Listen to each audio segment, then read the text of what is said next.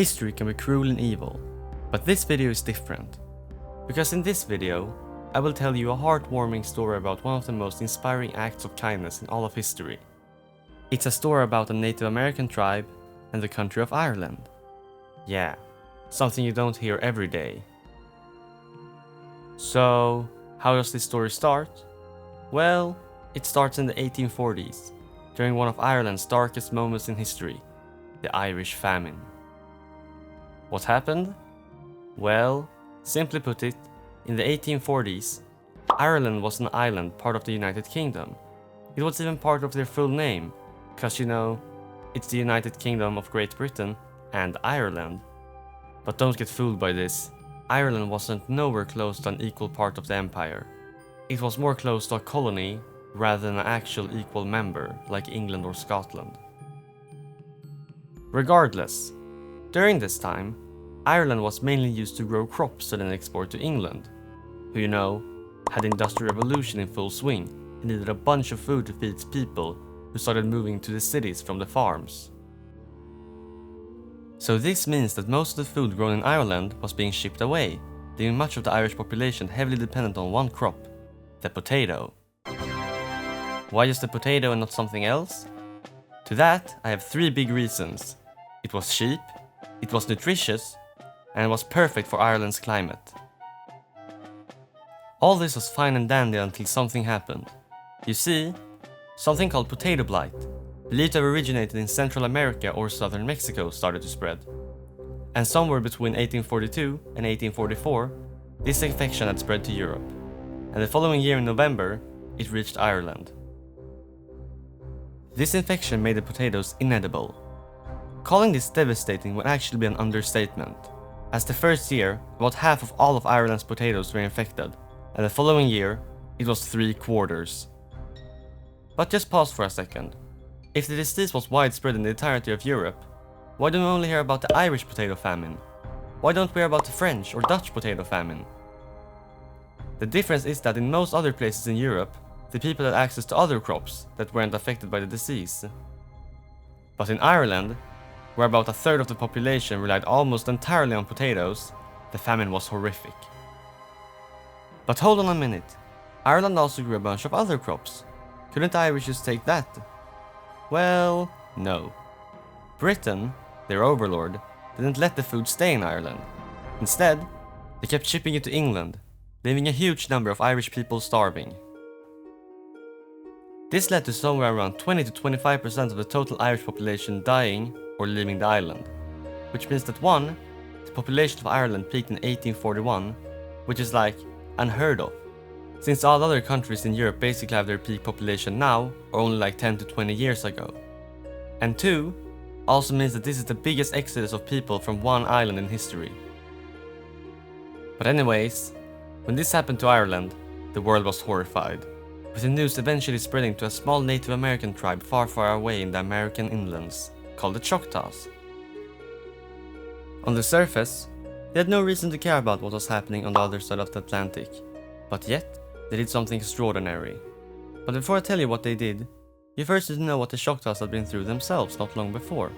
And for that, we have to go back a little in time, to the end of the 18th century. During this time, the United States had just gotten independence from Great Britain and had taken over much of Britain's former territorial claims. Before the Revolution, Britain had issued the Royal Proclamation of 1763, which forbade American settlers from moving westward beyond the Appalachian Mountains to avoid conflicts with the Native American tribes. However, now that America was free, they scrapped that and instead began encouraging westward expansion. Seeing all this, the Native Americans got pretty worried.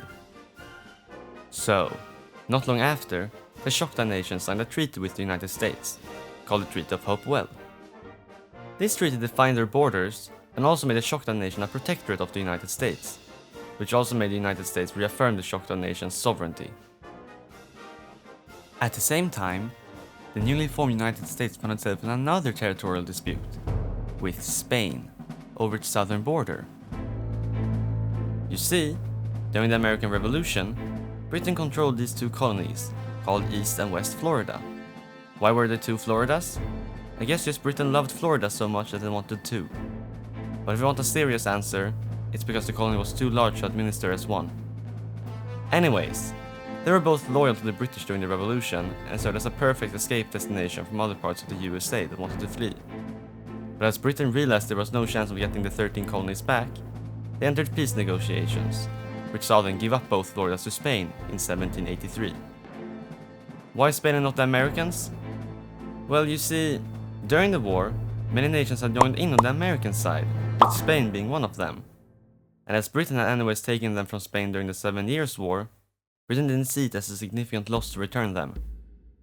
After all, Spain had already taken control over much of Florida during the war, and Britain had little strategic interest in holding on to the territory, since it now had lost the 13 colonies. But anyways, there was only one problem. West Florida did not have the same borders as it had when it was originally taken. This is because, only 4 years after Britain took control over West Florida, they changed its northern border from the 31st parallel to a little more north than the 32nd parallel, in order to give West Floridians more territory. Later, when Spain took over West Florida, they recognized this new boundary change as a part of their claim. However, the United States did not accept this. They instead argued that the land Britain had transferred to West Florida was always British territory, and that the land Britain had ceded to Spain was the old claim at the 31st parallel, which meant the land north of that rightfully belonged to the US. This disagreement sparked a pretty hefty conflict, with Spain retaliating by closing the port city of New Orleans to American ships, which severely hurt the US economy. But after some years in 1795, this conflict came to an end, with both nations signing Pinckney's Treaty, which is also known as the Treaty of San Lorenzo, or the Treaty of Madrid. This settled the border dispute, with Spain just acknowledging the American claim and ceding the land to the US, since they had other bigger things to worry about. But why am I even talking about this? Well, you see, this is important, as this land included the last part of the Choctaw Nation's territory, or at least their core ancestral land, since they still often went into Spanish territory to hunt and trade. The Choctaw Nation wasn't invited to discuss this treaty, but they didn't really mind either, since the US and Choctaw already had signed the Treaty of Hopewell. But there was only one problem. The US had really started eyeing up the Choctaw Nation's land.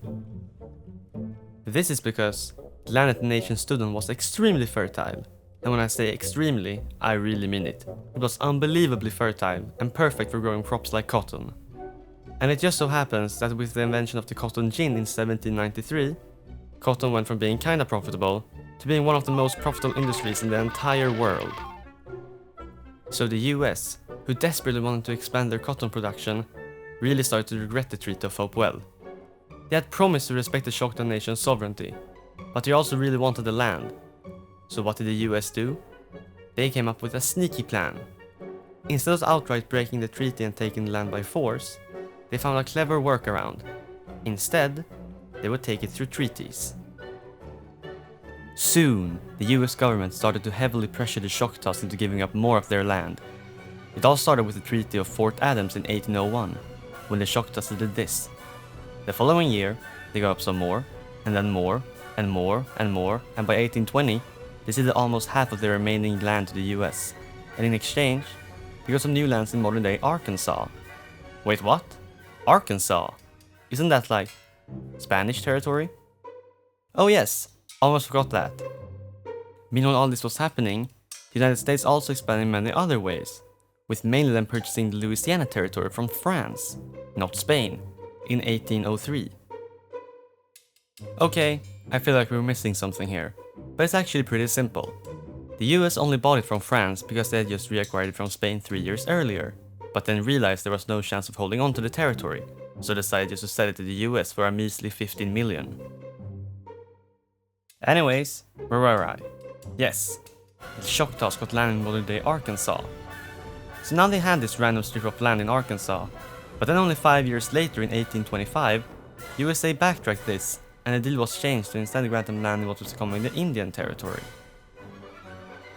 And then the final blow was in 1830, with the signing of the Indian Removal Act, that forced the last piece of Choctaw land in the deep south to be annexed by the USA, and for the Choctaw population to either stay in Mississippi and become official United States citizens, or to move to the Indian Territory.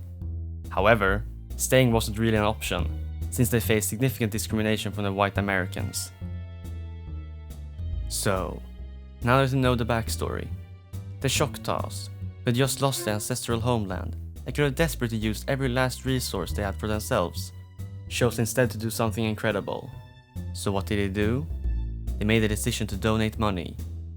They managed to scramble together $170, which doesn't sound like much at all, until you realize that adjusted for inflation, that is well over $6,000 today. But not only that, there is also some evidence that indicates that the Choctaws may have donated an extra $150 on top of their existing donation, which if true, brings the total donation to almost $12,000 in today's money. And for a poor, struggling tribe, that was a very generous donation, and also a good chunk of the tribe's total money supply, but they sent it anyway. The donation got first sent to the city of Memphis, and then forwarded to New York, where it was eventually shipped across the Atlantic Ocean, and after many weeks of travel, it finally arrived in Ireland, at the small city of Middletown. While the donation didn't make a huge impact, and came nowhere close to the amounts given by the top contributors, the Irish were still very thankful for it and accepted the money. After the famine was over, the Irish kept in touch with the Native Americans. For example, in 1919, during the Irish War of Independence, the Irish president visited the United States to raise support for Ireland's cause. While there, he also met with a Native American tribe in Wisconsin, called the Ojibwe. The tribe made the president an honorary member, with the leader even saying, "You come to us as a representative of one oppressed nation to another." The two also exchanged gifts, with mainly Ireland giving the tribe multiple .38 caliber guns, something which the tribe still have to this day. But fast forward to the 21st century, in 2020, and the Native American communities are hit very hard by the corona pandemic.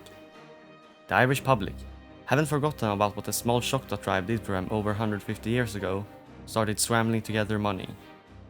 And you see, today, Ireland, just 100 years ago one of the poorest countries in Europe, if not the actual poorest, has transformed itself to now being one of the richest countries in the entire world.